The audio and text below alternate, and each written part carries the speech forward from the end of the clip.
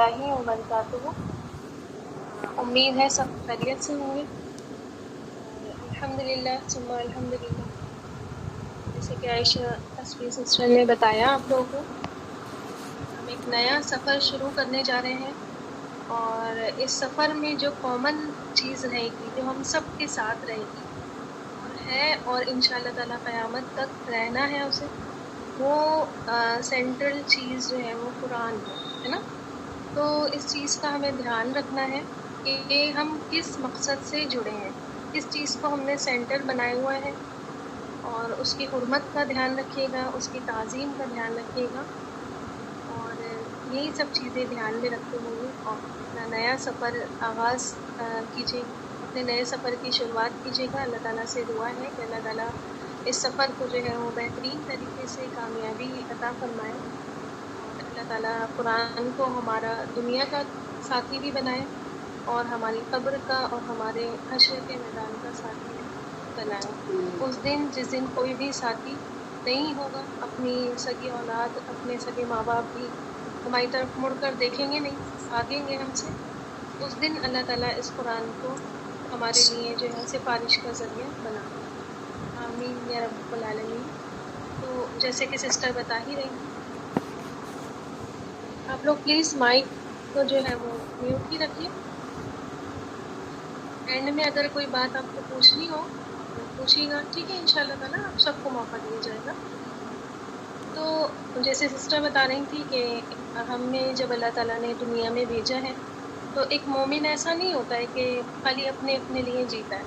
अल्लाह ताला ने उसके ऊपर कुछ हक़ आयद किए हुए हैं, जैसे कि अल्लाह का हक़ है, उसकी इबादत का हक़ है हमारे ऊपर कि हम उसकी इबादत करें। ऐसे ही अल्लाह ताला ने बंदों के भी हक़ हमारे ऊपर रखे हैं, है ना। हमारे वालिदैन के हम पर हक़ है, हमारी औलादों के उन पर हक़ है। एक मिनट रुकिए।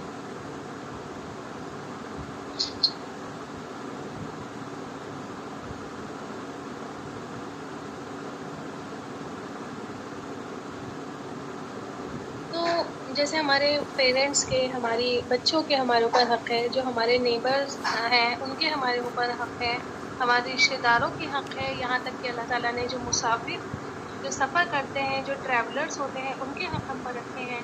यतीमों के और मिस्कीनों के हक़ हम पर रखे हैं, फुक़रा के हक़ हम पर रखे हैं और हमें उनको जो है अपनी इस्तिताअत के मुताबिक, अपनी ताकत के मुताबिक जो है उनको अदा भी करना है, क्योंकि वो हमारे ऊपर फ़र्ज़ है और कुछ हक़ जो है वो नवाफ़िल का दर्जा भी हम रखते हैं। तो क्या होता है कि जब हम कुरान की बात करते हैं तो ऐसा नहीं है कि कुरान जो है वो सिर्फ़ आपको किताब दी गई है और आप इसकी इज़्ज़त करते हैं, बेशक करते हैं इज़्ज़त, लेकिन कुछ हक़ इसके भी हम पर जो है आयद हो गए और इन्हें जो है अदा करना हमारा फ़र्ज़ ऐन, यानी कि हर किसी को अपने अपने तौर पर इसको अदा करना है। कुछ हक़ इसके ऐसे हैं कि जो बिल्कुल लाज़िमी है, करने ही करने हैं, और कुछ हक़ ऐसे हैं इसके कि अपनी अपनी इस्तिताअत के मुताबिक करेगा, लेकिन अदा करने ज़रूरी है। ना अदा करने की सूरत में अल्लाह ताला पकड़ भी कर सकता है हमारी, जैसे कि आपने सुना ही है वो हदीस पिछली क्लास में आपने सुनी होगी ना कि कुरानी या तो हमारे हक़ में सिफारिश देगा या हमारे ख़िलाफ़ बोलेगा। तो कोई भी नहीं चाहता कि कुरान जो है वो हमारे ख़िलाफ़ बोले, है ना। तो आइए जानते हैं कि क्या हक़ और कहाँ से मालूम हुआ कि कुरान का हम पर हक़। तो सूरह बकरा की आयत नंबर 141 में 141 में अल्लाह ताला का फरमान है कि अल्लज़ीना आतैनाहुमुल किताब, वो लोग जिनको हमने किताब दी। हम सब हैं, है ना, किताब हमें मिली हुई है, हम सब अहले किताब हैं, अल्हम्दुलिल्लाह कुरान वाले हैं। तो क्या करते हैं वो, यतलूनहु हक़्क़ तिलावती, उसकी ऐसी तिलावत करते हैं, उसको ऐसा पढ़ते हैं जैसे कि उसकी तिलावत का हक़ है। और ये लोग कौन है, उलाइका युमिनूना बिही, यही लोग हैं जो उस पर ईमान रखते हैं, जो उसको मानते हैं। यानी कि ईमान वाले कौन होते हैं, जो तिलावत का हक़ अदा करने वाले होते हैं। ईमान वाले वो नहीं होते हैं कि बस उन्होंने मान लिया कि हाँ ये अल्लाह की किताब है और बस वो बैठ गए, है ना।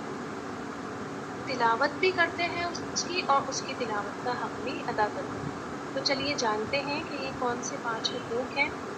सबसे पहले तो इस पर ईमान है, اور تعظیم، ایمان اور تعظیم، اس کو ماننا اور اس کی عزت کرنا، اس کی عظمت کو اپنے دل میں سمانا۔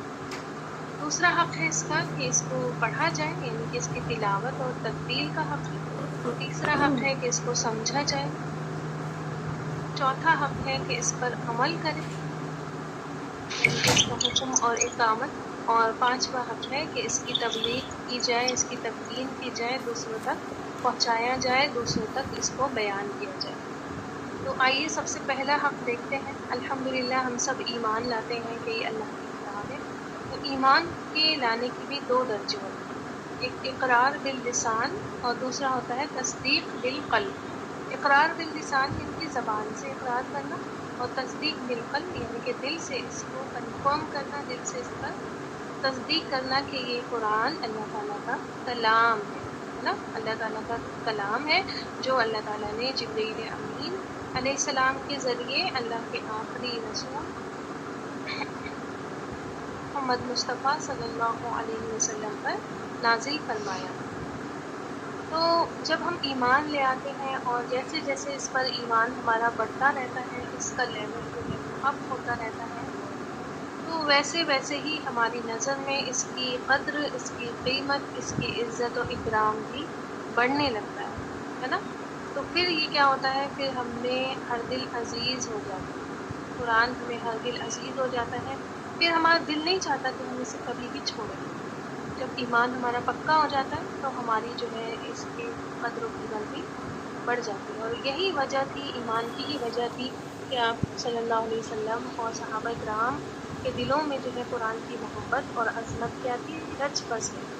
آپ صلی اللہ علیہ وسلم کی اگر آپ زندگی دیکھیں تو آپ صلی اللہ علیہ وسلم کو وحی کا شدت سے انتظار رہتا ہے۔ آپ صلی اللہ علیہ وسلم بے چین ہو جاتے تھے، اگر کسی وجہ سے کسی بھی ریزن سے وحی کا آنا رک جاتا تھا تو آپ صلی اللہ علیہ وسلم غمزدہ ہو جاتے تھے، غمگین ہو جاتے تھے، یہاں تک کہ آپ صلی اللہ علیہ وسلم نے اتنا اپنے دل میں اس قرآن کو رچا لیا تھا کہ آپ صلی اللہ علیہ وسلم بھی چلتا پھرتا قرآن بن گیا۔ اور یہی حال جو تھا وہ صحابہ کرام رضی اللہ تعالیٰ عنہم اجمعین کا تھا کہ اسی طریقہ کا ایمان ان کا قرآن کے اوپر تھا، ہے نا۔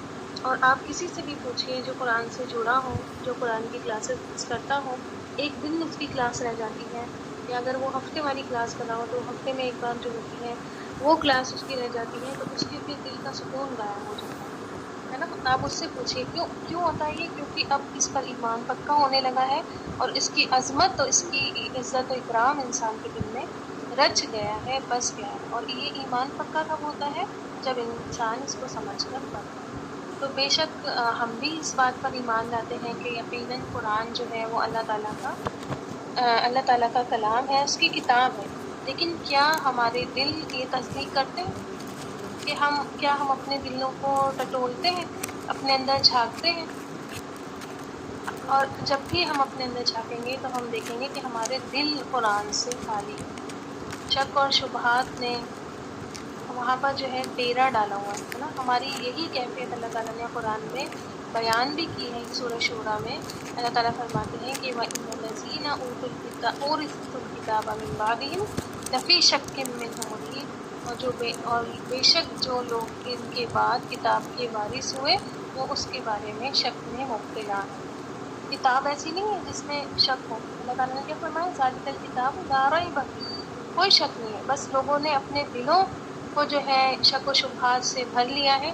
اسی وجہ سے جو ہے دلوں میں ہمارے قرآن کی نہ تو کوئی عظمت ہے، نہ ہی اس کو پڑھنے پر ہماری طبیعت اکساتی ہے، اور نہ ہی ہم اس کا غور و فکر کرنے پر تیار ہوتے ہیں۔ تو ہمیں ہر ایک کو ہمیں چاہیے کہ ہم اپنے دل میں جھانکیں کہ ہم صرف قرآن کو ایک مذہبی کتاب، آسمانی کتاب، ثواب کمانے کی کتاب سمجھتے ہیں، یا واقعی اسے اللہ تعالیٰ کا کلام مانتے ہیں، اس سے ہدایت لیتے ہیں۔ تو ایمان جو ہے وہ آپ کو کسی بھی دکان پر نہیں ملے گا، نہ ہی کسی کے ٹھوسنے سے، کسی کے بھرنے سے وہ ایمان آئے گا، بلکہ آپ کو اپنے دل کو اس طرح سے تیار کرنا پڑے گا، جیسے کہ مولانا ظفر علی خان کا شعر ہے کہ وہ جنس نہیں ہے ایمان جسے لے آئے دکان فلسفہ سے، ڈھونڈنے سے ملے گی قاری کو یہ قرآن کے سپاروں۔ تو یہ چیز جو ہے وہ قرآن میں ہی ملے گی آپ کو، اور قرآن ہی جو ہے وہ آپ کو ایمان کے بڑھانے کا ذریعہ ہوگا، ایمان کو بڑھانے کا ریزن ہوگا۔ تو اور پھر جو ہے صرف ایمان لانا ہی کافی نہیں ہے، وقت پر ہر وقت اس کو پالش کرنے کی بھی ضرورت ہے، کیونکہ ہمارا ایمان بھی جیسے ہمارا بلڈ پریشر ہوتا ہے، کبھی وہ ہائی ہوتا ہے کبھی لو ہوتا ہے، اسی طریقے سے ایمان بھی ہمارا ہائی ہوتا ہے اور لو ہوتا ہے۔ آپ صلی اللہ علیہ وسلم نے ایک بار فرمایا کہ بنی آدم کے دل بھی جو ہے زنگالود ہو جاتے ہیں، جیسے لوہا جو ہے پانی پڑنے سے زنگالود ہو جاتا ہے۔ تو آپ صلی اللہ علیہ وسلم سے پوچھا گیا کہ اس زنگ کو کس چیز سے دور کیا جائے؟ تو آپ صلی اللہ علیہ وسلم نے فرمایا کہ موت کی بکثرت یاد اور قرآن کی تلاوت سے۔ تو جب یہ ایمان ہمارے دلوں میں راسخ ہو گیا، پکا ہو گیا، پھر ہمیں محسوس ہوتا ہے کہ زمین کے اوپر اور آسمان کے نیچے قرآن سے بڑی کوئی بھی دولت نہیں ہے، اس سے بڑی کوئی بھی نعمت نہیں ہے۔ تو سب سے پہلا حق ہے کہ بہت اچھے سے اس پر ایمان لایا جائے اور ہر وقت اس قرآن کے ذریعے ہی اپنے ایمان کے لیول کو ہائی کیا جائے، اپنے ایمان کے لیول کو بڑھایا جائے۔ اب دوسرا حق جو آتا ہے اس کا، وہ آتا ہے تلاوت اور ترتیل کا، ٹھیک؟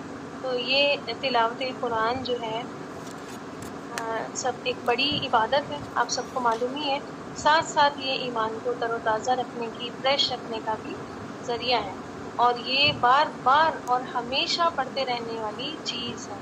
جیسے ہم اپنی باڈی کو زندہ رکھنے کے لیے کھانا کھاتے ہیں، پانی پیتے ہیں، ہے نا، یہ فزیکل نیڈس ہیں، اسی طریقے سے ہماری اسپریچول نیڈس جو ہیں، جو ہماری روح کی ضرورتیں ہیں، روح کو زندہ رکھنے کے لیے بھی جو ہے غذا کیا ہے، پھر وہ تلاوت قرآن ہے، قرآن کی تلاوت ہے۔ اور قرآن کی تلاوت کی تاکید آپ صلی اللہ علیہ وسلم کو بھی بار بار کی گئی، جبکہ آپ صلی اللہ علیہ وسلم کتنا قرآن پڑھتے تھے، تو ان سے زیادہ کسی نے پڑھا بھی نہیں ہوگا۔ پھر دیکھیں سورہ کہف میں بھی آتا ہے، آج ہی آپ نے پڑھی ہوگی، سورہ عنکبوت میں آتا ہے کہ آپ صلی اللہ علیہ وسلم کو اللہ تعالیٰ نے حکم دیا کہ وَاتْلُ مَا أُوحِیَ إِلَيْکَ مِن کتابِ رَبِّک، اس وحی کی تلاوت کیجیے تو جو آپ کی طرف آپ کے رب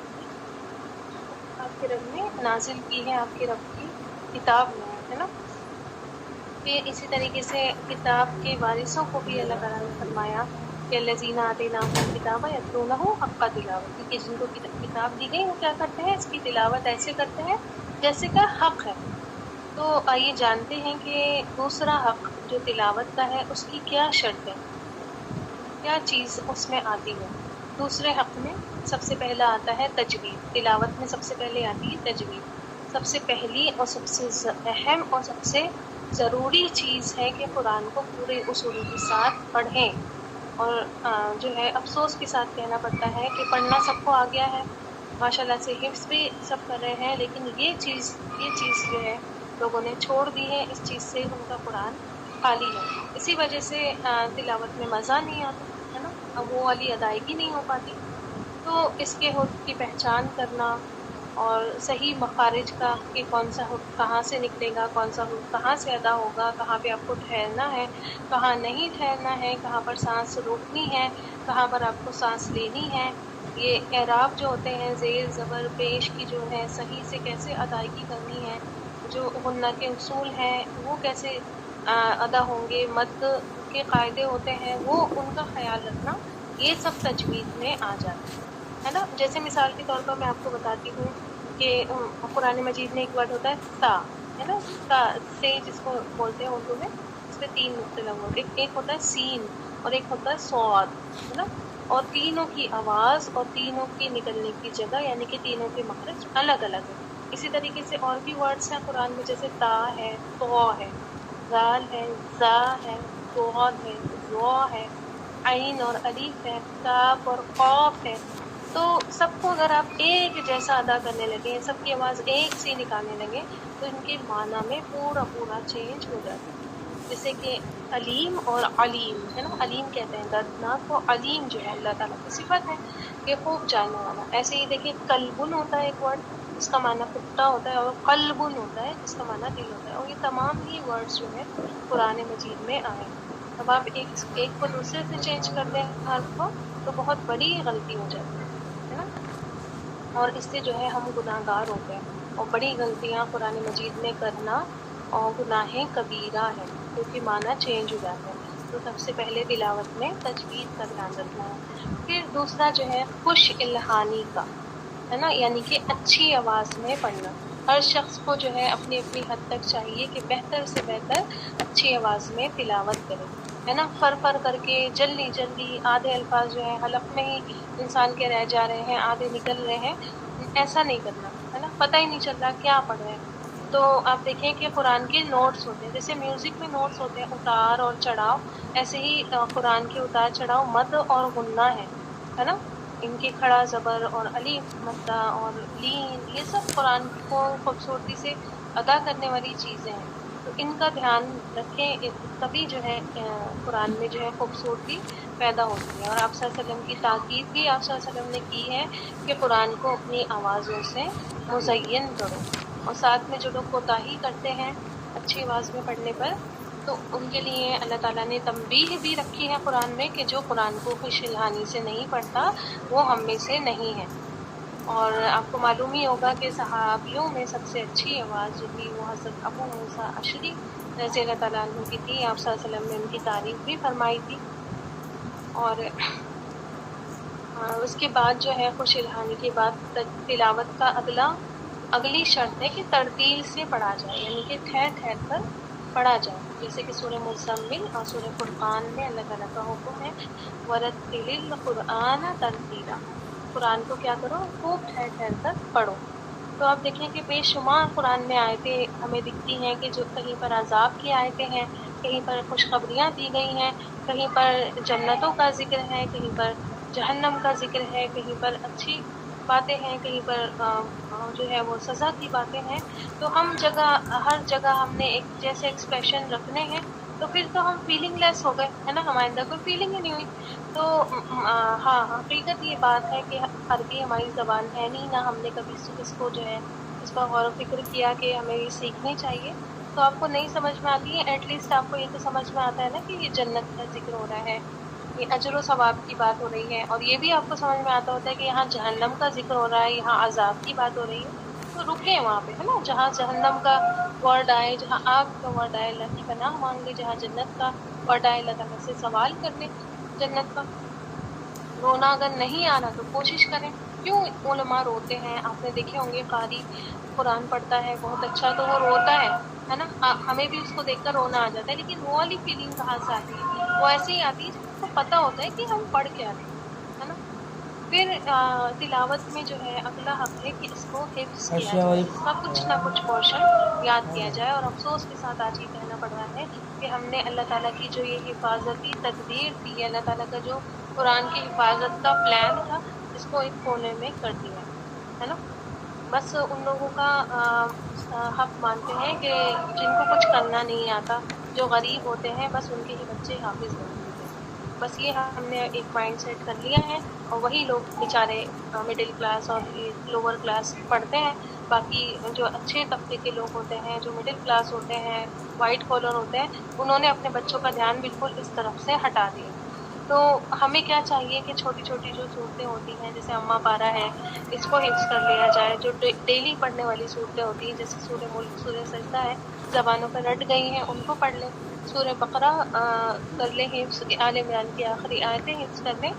تو جو ہے وہ حفظ کا حق تھوڑا بہت ادا ہوگا. اور آپ کو معلوم ہے کہ جنت میں اتنے ہی درجے ہوں گے جتنی قرآن کی آیتیں ہوں گی. اللہ تعالیٰ فرمائے گا کہ حافظ قرآن سے کہ پڑھتا جا اور آگے بڑھتا جا، اور جس کو جتنی یاد ہوگی اس کا وہیں پر سٹاپ ہوگا.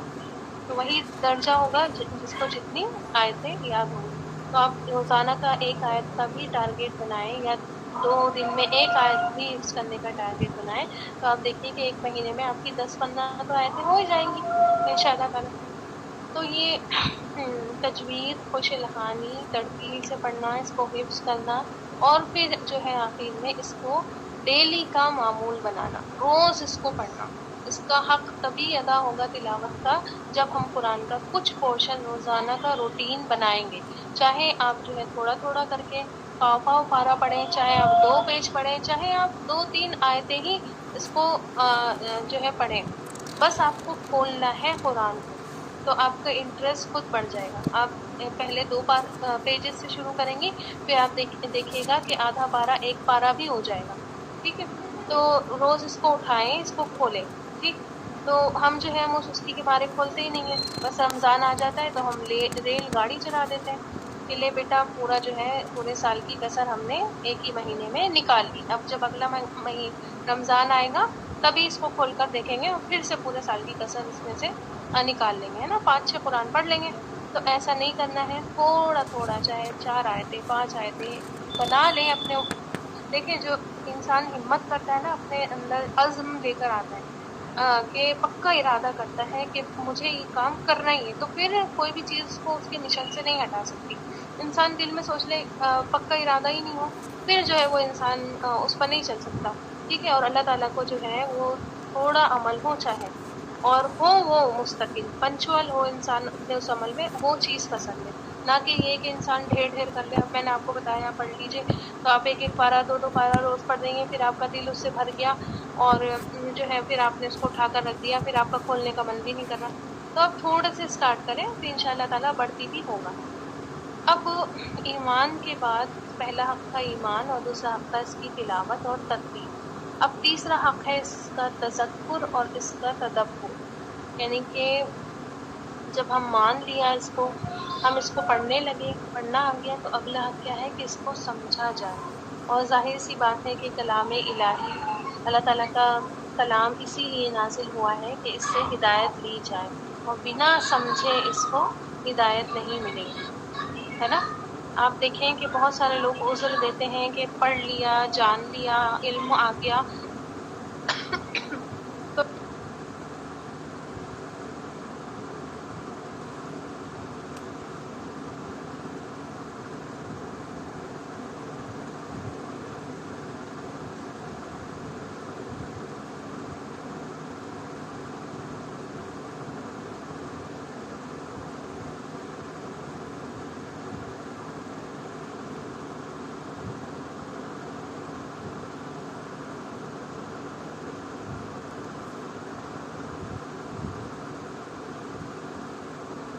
تو کیا ہم اور آپ جو ہیں صرف اور صرف قرآن کی تلاوت کر کے اس پر بنا غور و فکر کرے، بنا اس کو سمجھے کیا بچ پانا ہمارا ممکن ہے؟ کیا اللہ تعالیٰ کیا ہم کیا عذر دیں گے؟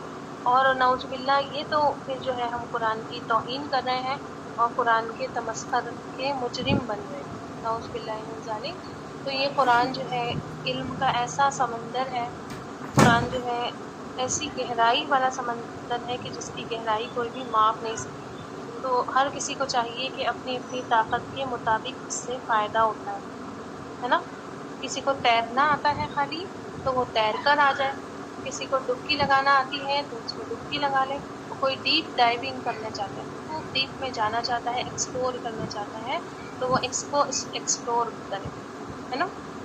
آپ صلی اللہ علیہ وسلم نے خود فرمایا ہے کہ ایسا ایک خزانہ ہے قرآن کہ جس کے عجائبات کبھی بھی ختم نہیں ہوں گے، ہے نا، اور جس پر غور و فکر سے جو ہے انسان کبھی بھی فارغ نہیں ہو سکتا۔ تو اور اللہ تعالیٰ نے جو ہے، آپ دیکھیں کہ لوگ عقل مند کہتے ہیں نا، بڑے بڑے بزنس مین کو، جو جن کا بڑا اچھا بزنس چل رہا ہے، جن کی بڑے اچھے جو ہے وہ لاس ہی نہیں ہو رہا کبھی ان کی کمپنی کو، یا جن کی بڑی اچھی جاب ہے، لاکھوں کی جو ہے سیلری ہے، ان لوگوں کو لوگ کہتے ہیں کہ یہ انٹیلیجنٹ۔ لیکن آپ دیکھیں کہ اللہ تعالیٰ نے کس کو کہا انٹیلیجنٹ؟ آپ اللہ تعالیٰ کا فرمان ہے کہ وَمَا يَتَذَكَّرُ إِلَّا أُولُو الْأَلْبَابِ، کہ جو وہ نہیں اس پر غور و فکر کرتے مگر صرف وہ جو عقل والے ہیں، ہے نا۔ اور آپ سوچیں کہ جو پھر نہیں کر رہے ہیں غور و فکر، تو وہ چاہے کتنے بھی پڑھے لکھے ہیں، کتنی بھی انہوں نے ڈگریز لے لی ہیں، تو وہ بیوقوف ہی ٹھہرے، ہے نا۔ اچھا، اب جن کو عقل نہیں ہے، بہت سارے لوگ ہوتے ہیں جن کے برینس، جس کو کہتے ہیں نا کہ موٹی بद्धی ہے، سمجھ میں نہیں آتا جلدی، تو وہ کیا کریں، ہے نا، مسئلہ ہو گیا اب تو یہ۔ تو اللہ تعالیٰ کی شان آپ دیکھیں کہ اگر آپ کو عقل بھی پانی ہے، آپ کو اپنی دماغ تیز کرنا ہے، تو یہ قرآن ہی بتاتا بنایا ہے اللہ تعالیٰ نے کہ آیتیں پڑھو اس کی اور اپنا دماغ بھی تیز کر لو، ہے نا۔ دیکھیں سورہ بقرہ میں اللہ تعالیٰ نے فرمایا كَذَلِكَ يُبَيِّنُ اللَّهُ لَكُمْ آيَاتِهِ لَعَلَّكُمْ تَعْقِلُونَ، کہ اسی طرح اللہ تعالیٰ اپنے احکام کھول کھول کر بیان کرتا ہے تاکہ تم عقل پالو۔ اور سورہ زخرف میں آتا ہے کہ إِنَّا جَعَلْنَاهُ قُرْآنًا عَرَبِيًّا لَعَلَّكُمْ تَعْقِلُونَ، کہ بے شک ہم نے اس قرآن کو عربی بنایا شاید کہ تم عقل مند ہو جاؤ، ٹھیک ہے۔ تو عقل بھی آپ کو لانی ہے تو اسی قرآن کے ذریعے آئے گی۔ سورہ قمر میں اللہ تعالیٰ نے 4 بار الارم دیا، 4 بار انسانوں کو ریمائنڈ کرایا کہ وَلَقَدْ يَسَّرْنَا الْقُرْآنَ لِلذِّكْرِ فَهَلْ مِن مُّدَّكِرٍ۔ 4 لگاتار آیتیں ہیں، 4 بار اللہ تعالیٰ نے بتایا کہ بے شک ہم نے اس قرآن کو ذکر کے لیے آسان کر دیا، تو کوئی ہے جو اس سے نصیحت حاصل کرے، کوئی ہے جو اس سے نصیحت پکڑے۔ تو اللہ تعالیٰ کیا پوچھ رہے ہیں کہ ہے کوئی؟ تو ہمیں کیا کہنا ہے نا کہ یا اللہ لبیک، کہ میں حاضر ہوں، میں تیری ناچیز بندی، میں سیکھنا چاہ رہی ہوں، ہے نا، میں سیکھوں گی جو اللہ تعالیٰ نے کلام جس کو آسان کیا ہے، تو میں اپنے لیے اس کو آسان ہی رہنے دوں گی، میں کبھی بھی وہ موڑ نہیں لے کر آؤں گی، کبھی بھی وہ راستہ نہیں اپناؤں گی جس پر چل کے یہ قرآن میرے لیے کیا بن جائے گا، مشکل بن جائے گا۔ اللہ تعالیٰ نے جو ہے وہ آسان بنا کر اپنی حجت یہاں پر قائم کر دی۔ اب ہم یہ بہانہ نہیں مار سکتے کہ اللہ تعالیٰ مشکل تھا یا اللہ تعالیٰ سمجھ میں نہیں آتا تھا، بڑی پریشانی ہوتی تھی، اور کیونکہ اس نے تو دین میں کوئی بھی تنگی رکھی ہی نہیں ہے نا۔ سب کچھ پڑھ کر ہم نے ہائی اسکول کر لیا، ہم نے انٹرمیڈیٹ کر لیا، ہم گریجویٹ ہو گئے، ہم پوسٹ گریجویٹ ہو گئے، ڈاکٹریٹ ہمیں مل گئی، پی ایچ ڈی اور انجینئر اور معلوم نہیں کیا کیا بن گئے، اور رب سے کیا کہیں گے کہ یار اب بڑا مشکل تھا۔ تو یاد رکھیے آپ کہ یہ بہانہ جو ہے یہ نہیں چلنے والا ہے نا۔ ہم عورتیں ہیں نا، عورتوں والا اگزامپل آپ کو دیتی ہوں، یوٹیوب، انسٹاگرام، فیس بک، پتہ نہیں کون کون سی ایپس ہیں، اور اس میں سے دیکھ دیکھ کر جو ہے اتنے اچھے اچھے کھانے بنا رہے ہیں۔ اللہ تعالیٰ کہیں گے کھانے تو تم نے بڑی لذیذ بنائے تھے، بڑے بڑے ٹیسٹی بنائے تھے، تم نے تو کوئی ڈش چھوڑی نہیں تھی، جرمن، اٹالین اور چائنیز اور کانٹینینٹل، کچھ نہیں چھوڑا ہے نا۔ کچھ نہیں آتا تھا تو ان سوشل میڈیا کی سائٹس پہ سے دیکھ لیا، کبھی ماں کو کال کی، کبھی بہن کو کال کی، تو ہر طریقے کا بنا لیا، نان ویج بنا لیا، فاسٹ فوڈ بنا لیا، ویج بنا لیا، یہاں تک کہ دیکھیں مجھے کیک لگتا ہے سب سے مشکل بنانا، کہ شاید کیک مشکل ہوتا ہے بنانا، تو کیک بھی بنا لیا، سب کچھ آتا ہے ہم سے، ہے نا۔ تو پھر ایسا کیا تھا جو اس قرآن کو سیکھنا مشکل تھا؟ میری بندی تو مجھے یہ بتا، اس قرآن کو میں نے کہہ دیا کہ آسان ہے نا۔ آپ دیکھیں کہ جو صحابہ کرام رضی اللہ تعالیٰ عنہم اجمعین تھے، جن کی زبان ہی عربی تھی، جن کا کلام عربی تھا، آپ صلی اللہ علیہ وسلم ان کے سامنے موجود تھے، پھر بھی ان کے بارے میں آتا ہے حضرت عبداللہ بن عمر رضی اللہ تعالیٰ عنہ کہتے ہیں کہ انہوں نے 8 سال میں سورہ بقرہ پر صرف کیے، صرف غور و فکر کر رہے، تو ان کا دیکھیں کیا لیول تھا، سب زبان آنے کے باوجود، اور ہم سے کچھ نہیں آتا تب بھی ہم اتنے آسانی سے اب اتنی ایزی والی لائف جی رہے ہیں، اتنے ایز میں ہیں کہ نہیں بتا رہے ہیں۔ اللہ تعالیٰ تلاوت تو کری تھی، من تلاوت کری تھی، ایک دن میں 2 پارے پڑے تھے، ایک حرف پہ تو نے تو 10 نیکیاں دینی ہے، بے شک دے گا وہ، ہے نا، منع نہیں کیا اس نے کہ نہیں دے گا، لیکن یہاں بھی تو آئیے، یہ حق بھی تو آپ کو ادا کرنا ہے۔ تو امام غزالی رحم اللہ کسی کا قول نقل فرماتے ہوئے کہتے ہیں کہ وہ کہتا ہے شخص کہ میں ایک ختم جو ہے قرآن کا ہر جمعے کر لیتا ہوں، میں ایک ختم جو ہے ماہانہ کر لیتا ہوں، یعنی کہ منتھلی کر لیتا ہوں، ایک میں ایئرلی کر لیتا ہوں، سالانہ کر لیتا ہوں، اور ایک ختم اور بھی ہے جس میں 30 سال سے مشغول ہوں اور ابھی تک میں فارغ نہیں ہوا ہوں، ہے نا۔ تو ہم کیا کرتے ہیں، اچھا دیکھیں، ایک ختم تو ہم خود کر لیتے ہیں اپنے آپ پڑھ کر، ایک ختم جا کر ہم کسی کی پڑوسی کے یہاں کر لیتے ہیں، اس کے مکان کی، دکان کی خیر کے لیے، برکت کے لیے، ایک ختم جو ہے ہم میت کے سرہانے کر لیتے ہیں بیٹھ کر، پھر جو ہے تیجا، 10واں، 20واں، 40واں برسیوں پر کر لیتے ہیں۔ کیا بتانا چاہ رہے ہیں ہم میت کو، ہے نا، کہ جب وہ مر گیا تو کہ دیکھو نماز پڑھنی ہے، واقعی وہ صلاح، دیکھو زکوٰۃ دینی ہے، وآتوا الزکوٰۃ، دیکھو روزے رکھنے ہیں، ہے نا، ہمیں جہاد کرنا ہے فی سبیل اللہ، یہ بتانا چاہ رہے ہیں ہم میت کو۔ تو یہ کتاب تو اللہ تعالیٰ نے زندگی جینے کے لیے اتاری ہے نا، کہ اب دنیا میں آئے ہو تو تمہیں کیسے اس دنیا میں چلنا ہے، کون سے راستے پر چلنا ہے، بہت سارے راستے ہوں گے تمہارے پاس، کون سا راستہ تمہیں سکسیسفل بنائے گا، کس طریقے سے تم اپنی زندگی کو بہترین بنا سکتے ہو، گائیڈ بک اللہ تعالیٰ نے یہ ہمیں دی۔ جیسے کوئی ٹریول کرنے جاتا ہے، کوئی ٹور پر جاتا ہے، تو جس بھی کنٹری میں جاتا ہے وہاں پر اس کو ایک گائیڈ بک دی جاتی ہے کہ یہ دیکھو اس میں سارے میپس ہیں، اس میں سارے جگہ پر جانے کے راستے ہیں، بھٹک جاؤ گے ورنہ، ہے نا۔ تو وہی ہے کہ ہم بھٹک چکے ہیں، نعوذ باللہ من ذالک۔ تو اسی وجہ سے بھٹکے ہوئے ہیں کہ ہم نے اس قرآن کو ایک طرف کر دیا ہے، بس ختموں میں اس میں پڑھنے والی کتاب بنا دیا ہے کہ بس ثواب حاصل کر لو، میت کو بخش دو، یہی ہے نا۔ اور ایسے ہی آپ صلی اللہ علیہ وسلم نے نہیں فرمایا تھا کہ خیرکم من تعلم القرآن وعلمہ، کہ تم میں سے بہترین وہ ہے جو قرآن کو سیکھے اور سکھائے۔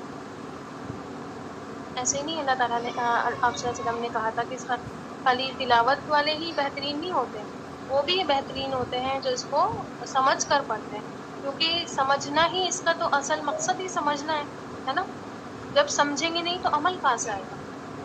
اور آپ یہ بات ہمیشہ یاد رکھیے کہ جس کے ساتھ اللہ تعالیٰ بھلائی کا ارادہ کرتا ہے تو کیا کرتا ہے، بنگلہ دیتا ہے، اس کو گاڑیاں دیتا ہے، بڑے بڑے جو ہے وہ بینک بیلنس دیتا ہے، پیسوں کی اس کے لیے بارش کر دیتا ہے، ان میں سے کچھ نہیں کرتا ہے نا، بس اسے دین کی سمجھ عطا فرما دیتا ہے۔ تو بہت پیاری پیاری سسٹرز، میری بہنوں، اور آج ہمارا یہاں جمع ہونا، اس کورس کو چننا، اس بات کا ثبوت ہے کہ اللہ تعالیٰ نے ہمارے ساتھ بھلائی کا ارادہ کرنے کی سوچ لی ہے، اس کا بہت احسان، بہت کرم ہے، الحمدللہ الحمدللہ۔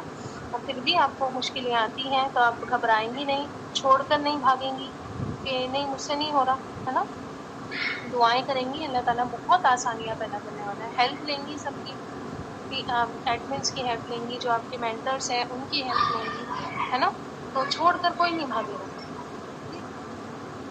قرآن کی آیتیں، قرآن کے الفاظ، قرآن کے ورڈز سب ریپیٹ ہوتے رہتے ہیں، سب ریپیٹ ہوتے رہتے ہیں۔ کچھ دنوں میں آپ دیکھیں گی کہ خود آپ نے جو ہے ترجمہ کرنا سٹارٹ کر دیا میم کے بتانے سے پہلے، انشاءاللہ۔ ٹھیک ہے، اب میں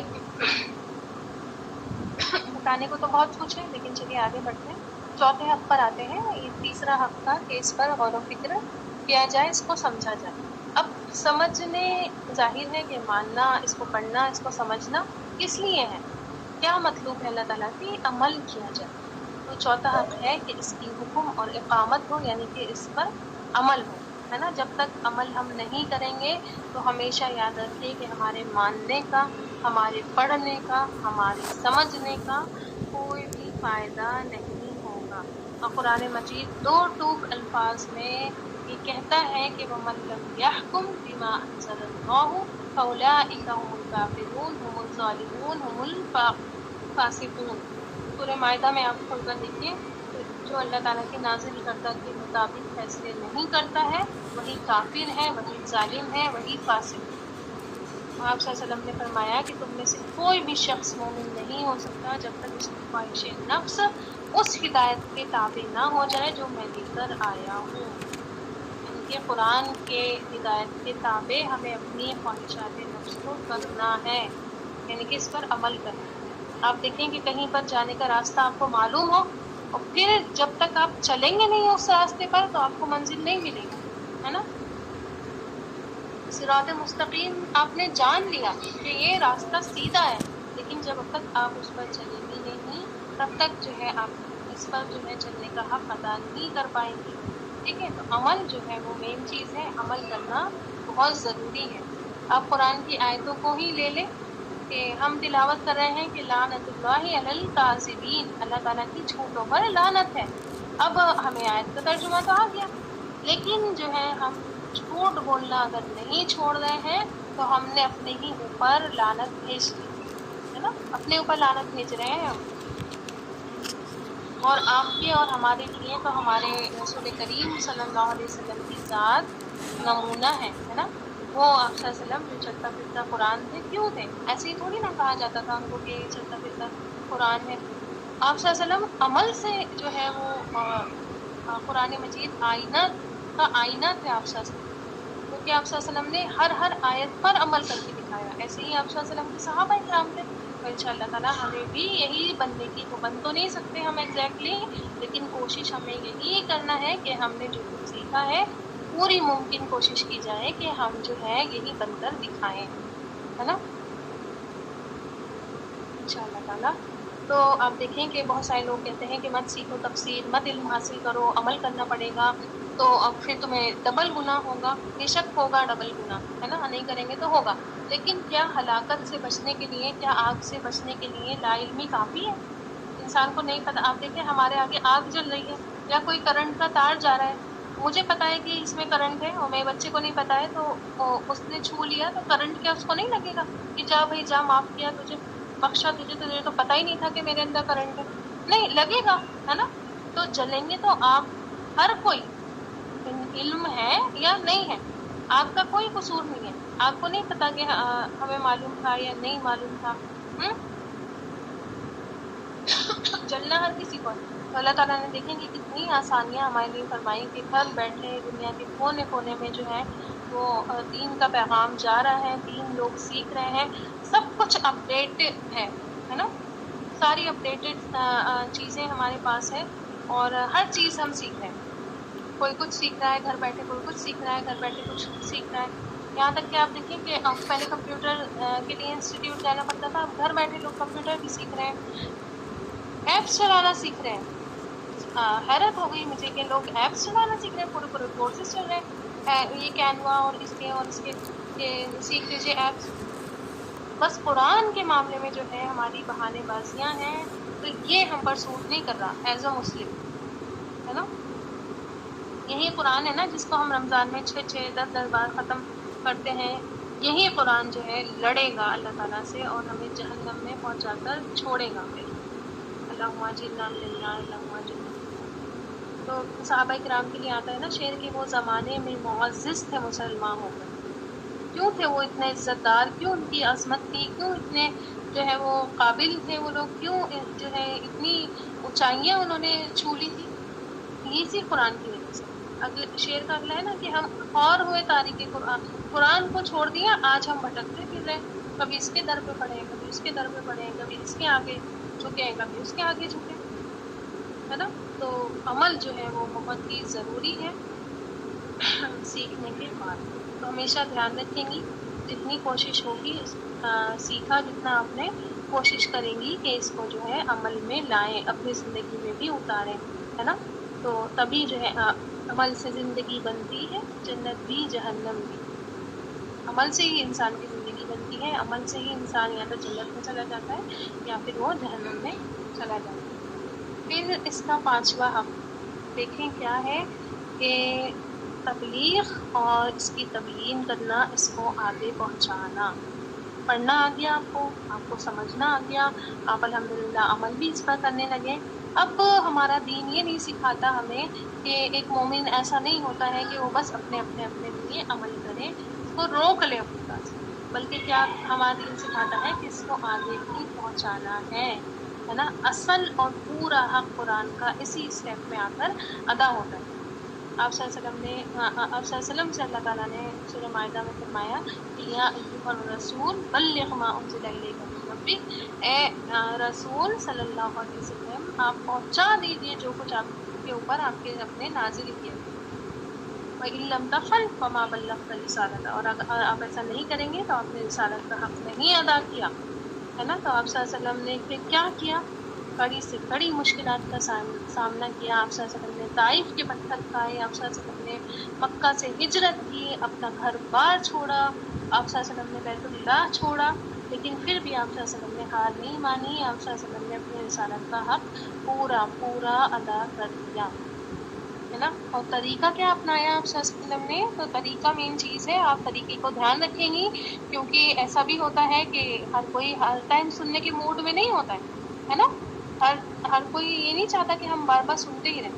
تو آپ صلی اللہ علیہ وسلم کیا کرتے تھے، نہ یہ اپنی بات کرنی ہے کوئی، آپ صلی اللہ علیہ وسلم کیا کرتے تھے، یتلو علیہم آیاتہ، وہ ان پر جو ہے آیات کی تلاوت کرتے تھے، وَیُزَکِّیہم، اور ان کا تزکیہ کرتے تھے، وَیُعَلِّمُہُمُ الکتاب والحکمہ، اور ان کو کتاب اور حکمت کی تعلیم دیتے تھے۔ جو بات بھی آپ کو کرنی ہے، چاہے کسی کو سمجھانا ہے، چاہے کسی کو کسی کام سے روکنا ہے نا؟ تو کیسے کریں گے؟ پھر قرآن کی ان کو آیتیں بتائیں گے، تلاوتیں آیت کریں گے، ہے نا؟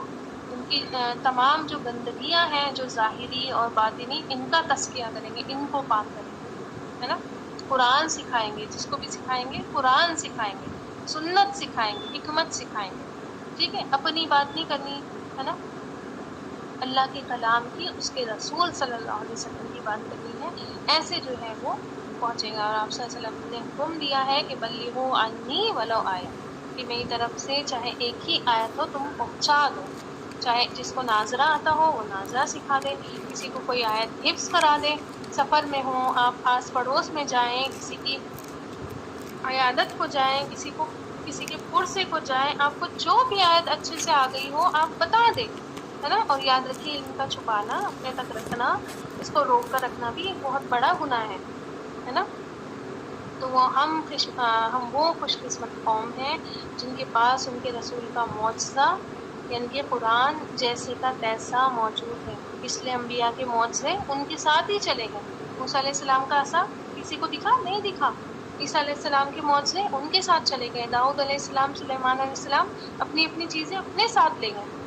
لیکن یہ قرآن اللہ تعالیٰ نے ہمیں دیکھیں کتنی جو ہے وہ عظمت ہماری جو ہے امت کو دی ہے، ہمیں دی ہے کہ ہمارا معجزہ اللہ تعالیٰ نے قیامت کے دن تک چھوڑ دیا ہے نا، ساتھی ہے ہمارا، گیا نہیں وہ آپ صلی اللہ علیہ وسلم کے ساتھ. تو یہ بات جہاں بڑی شان کی، بڑی عظمت کی، بڑی شیخیاں بگاڑتے نا کہ ہمارا دین تو بڑا ماڈرن ہے، ہمارا دین تو بڑا نیو ہے، ہمارا دین کی چیزیں ابھی تک محفوظ ہیں، بڑی شیخیاں بگاڑتے ہیں. لیکن شان و شوکت جہاں آتی ہے وہاں ایک بہت بڑی ذمہ داری بھی ہم پر لگ جاتی ہے. کسی کو کوئی کرسی ملتی ہے تو کیا وہ خالی آرام کرنے کے لیے ملتی ہے؟ کوئی بادشاہ بنتا ہے یا کوئی پرائم منسٹر بنتا ہے ایکسپٹ مودی جی، تو کیا وہ آرام کرنے کے لیے یا ادھر سے ادھر گھومنے کے لیے ملتا ہے؟ نہیں ملتا نا، پوری ذمہ داری لے کر آتا ہے. کوئی بھی پوسٹ، کوئی بھی عہدہ، کوئی بھی اعزاز ایک ذمہ داری انسان کے اوپر لے کر آتا ہے. اور یہ بھی ہم پر قرآن جو ہے جہاں بڑی ایک نعمت ہے اللہ تعالیٰ کی ہم پر، تو ایک بڑی ذمہ داری ہے جس کو ہم تبھی پورا کر سکتے ہیں جب ہم قرآن کے سارے حقوق ادا کریں گے. کہیں ایسا نہ ہو کہ جیسے قرآن میں سورہ فرقان میں آیت 30 میں آتا ہے کہ وقال الرسول یا ربی ان قوم اتخذوا هذا القرآن مہجورا اللہم لا تجعلنا منهم. ایک جھنڈے گاڑتے ہیں نا کہ محمد صلی اللہ علیہ وسلم کے امتی ہیں، ہم بخشائے لوگ ہیں، آپ صلی اللہ علیہ وسلم ہمارے لیے سفارش کریں گے، اور وہ جب تک جنت میں داخل نہیں ہوں گے، جب تک ایک ایک کو بخشوا نہیں لیں گے. تو اس آیت کا ذرا فرمان سن لیں کہ رسول کیا کہیں گے صلی اللہ علیہ وسلم کہ اے میرے رب، بے شک میری قوم نے اس قرآن کو چھوڑا ہوا بیان دیا تھا، نظر انداز کر دیا. اتنی بڑی بات ہے یہ، اگر انسان جو ہے دل کی آنکھوں سے سمجھے، ہے نا. اللہ تعالیٰ سے دعا کرتے ہیں کہ اللہ تعالیٰ ہمیں قرآن کے تمام حقوق کو اچھے سے نبھانے والا بنا دے. اللہ تعالیٰ ہم تمام کو اپنی ذمہ داری نبھانے والا بنا دے.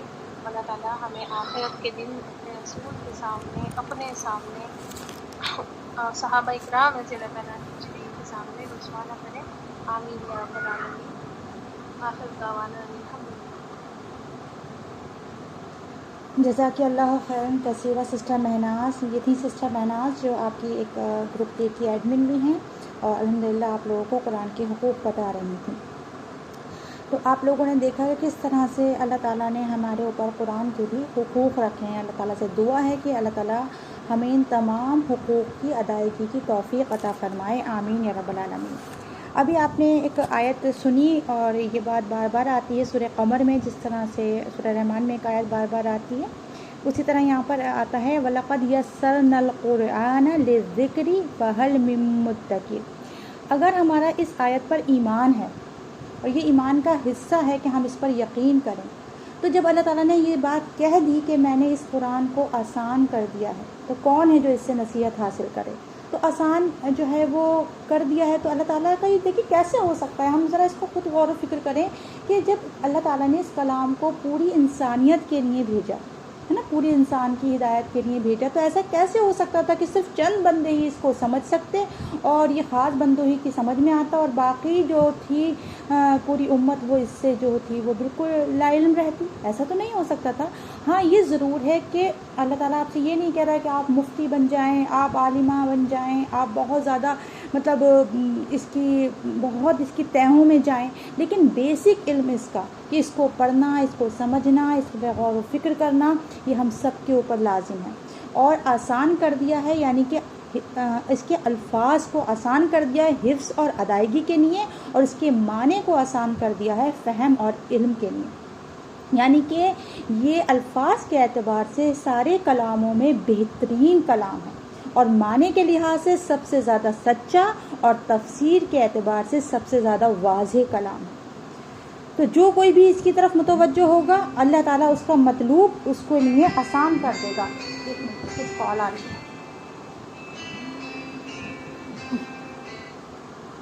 تو اللہ تعالیٰ اس کے لیے اس کا مطلوب آسان کر دے گا. یعنی کہ وہ کس چیز کو لینے بیٹھا ہے. اللہ تعالیٰ سے دعا تو یہی ہے کہ ہم اس سے ہر چیز ہمیں مطلوب ہو، ہم اس کی حق کا تلاوت ہی بھی کرنا سیکھیں، اس پہ غور و فکر کرنا بھی سیکھیں، اس کو سمجھنا بھی سیکھیں، اس کا عربک ٹیکسٹ کو بھی سمجھنا سیکھیں. سوچیں کتنی خوشی ہوگی اس وقت کہ جس وقت ہم اس قرآن کو کھولیں گے اور اس قرآن کا ایک ایک معنی ہماری سمجھ میں آ رہا ہوگا. تو وہ اللہ تعالیٰ دن ہم سب کے لیے لے کر آئے، آپ کے لیے لے کر آئے، میرے لیے لے کر آئے، اور ہم جب قرآن کا عربک ٹیکسٹ کھولیں تو وہ ہماری سمجھ میں آئے. کہیں تلاوت ہو رہی ہو تو وہ ہماری سمجھ میں آئے اور ہماری بھی آنکھوں سے اسی طرح آنسو جاری ہو جائیں جیسے ہم اور قاریوں کو اور لوگوں کو دیکھتے ہیں کہ وہ قرآن کو سن کر رو رہے ہوتے ہیں. اللہ تعالیٰ وہ دن لائے اور اللہ تعالیٰ ہم سب کے سینوں کو کھول دے اس قرآن کے لیے، ہم سب کے لیے اس قرآن کو آسان فرما دے. آمین. اسی کے ساتھ اس سیشن کو ہم اینڈ کرتے ہیں. اللہ تعالیٰ سے دعا ہے کہ اللہ تعالیٰ آپ سب کو استقامت دے. آمین یا رب العالمین. وما علینا الا البلاغ المبین. السلام علیکم ورحمۃ اللہ وبرکاتہ. سب لوگ دعا پڑھ لیجئے. سبحانک اللہم و بحمدک نشہد ان لا الہ الا انت نستغفرک و نتوب الیک.